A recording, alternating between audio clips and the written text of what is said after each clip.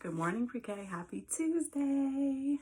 I'm so happy to see your faces again, even if it's over a screen. So we are entering two new things today. One is, well, we entered one of them yesterday.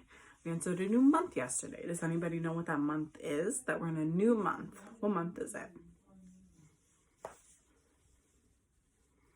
If you said June, you are correct.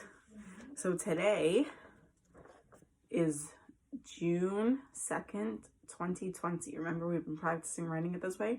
June is the 6th month, the 2nd day, and the year. We are also starting a new unit. We are doing life cycles and babies, and that's exciting because we get to see how things change in different environments and how a lot of different animals and even people and plants all go through life cycles. This isn't something that we just learned in plants, as we saw that a plant goes through a life cycle. It goes from a seed to a sprout, and it turns into an adult, right, when we plant it. Other humans, plants, animals, many types of animals, which you will be learning about, all go through life cycles. What a life cycle is we call it a cycle because it goes around and around in a circle. That means it will keep repeating itself with each new animal, plant, or human every time it happens. But before we get into that, let's just go over. Today will be 75 degrees, but cloudy. But that's okay, that's a good temperature. It's just a little cloudy, but we like the sun, right? We need a lot of sun, especially for our plants. So let's just go over what a plant life cycle was. We saw that it started as a tiny seed, and then it grew into a sprout. Like if we did our lima bean experiment, it sprouted, right? And then we planted it, and will come up above the ground, and eventually it turns into a full-grown adult plant. Now, Mrs. Nielsen will be doing a human life cycle tomorrow, which we should be familiar with. We all start out as babies, and we end up with adults like Miss Roman. And somewhere in the middle are people like you. So that's tomorrow. But for today, we're going to learn about the life cycle of a butterfly. Now, normally in school, we'd be doing this in real life together. We would have had a butterfly net with caterpillars. They would have hatched into butterflies, and we would release them. I know it's very sad that we can't do that, but I will include in the email to your parents it's called a time-lapse video. That just shows the process in a very fast way, because this takes a lot of time for the butterfly from the caterpillar to turn to the butterfly. It takes a long time, about 2 weeks, maybe more, depending on the type of butterfly.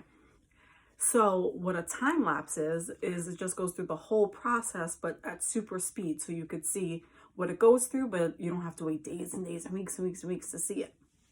I want to show you that because I want you to have a visual of what it looks like, since you can do it in the classroom. So I'll also do that. And then I'm going to try to find a video of people releasing their butterflies so you could see what that would be like. So first, when we're doing life cycles of a butterfly, you may not be able to see me for a few minutes. The life cycle of a butterfly. So first, as we learned with plants, they start out as a seed, right? Well, butterflies start out as little tiny eggs. If you can see this yellow part, the little tiny eggs on a leaf, on a tree or a plant. And that's the first stage, is the egg. It's called larva. Now, I want you to remember something, if you can, when we did our ducks earlier in the year. Remember how they came to us as eggs? And then when they hatched, they were ducks. That was also a life cycle that we learned about. And they started as eggs, so I'm seeing some similarities. Look, it goes from eggs, and then the eggs hatch, and it turns into a caterpillar. And we all are familiar with the story, The Very Hungry Caterpillar. What does the caterpillar do in that story? here, right? He eats and eats and eats and eats and eats until he gets bigger and bigger and bigger and bigger. And he eats through watermelon and fruit and sausage and cake and ice cream until he's super, super big, right? And all the leaves he eats through. So the caterpillar will do the same. It'll start off about this small, if not tinier. And by the time that it's ready, either on the leaf or in the classroom, like in the nets that you'll see in the videos, by the time it's ready to start moving and become its transformation into a butterfly, they'll get about that big. They get super fat and they grow really long. The butterflies also shed their skin because they keep getting larger and larger, so they need a different type of skin to fit into. And their last stage of shedding that shedding that skin, they will start to form their chrysalis, which is also called a pupa.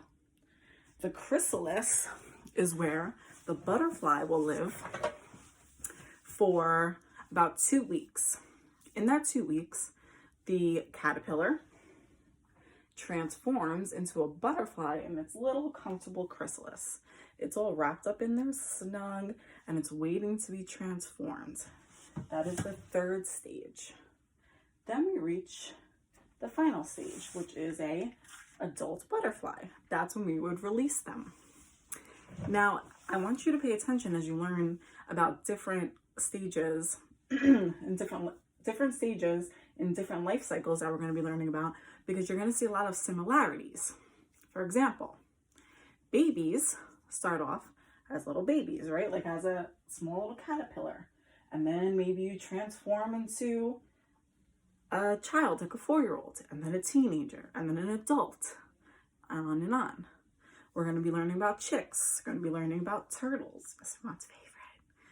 And I just want you to note the similarities and differences of what animals, plants, and humans, the stages of their life, and how they really are a lot more similar than we might have thought. Who would have ever thought maybe a turtle and a human, which is us, have a similar life cycle? That's strange. You wouldn't think that, right? Or a frog, or a butterfly, or a plant. But essentially, everything in our life, in our world, starts from one tiny little thing growing into a much, much bigger thing. And the cycle continues, like we call it a life cycle. As you can see here, all the arrows are going in a circle. Once this adult butterfly is ready to lay an egg, the cycle will continue. She'll lay her eggs, they'll turn into caterpillars, they'll form a chrysalis, and then they will become butterflies. And this happens over and over and over again. So after you watch this video, go onto the emails that I sent your parents with the links, with the videos that I found on YouTube, and I hope you enjoy them. See you later.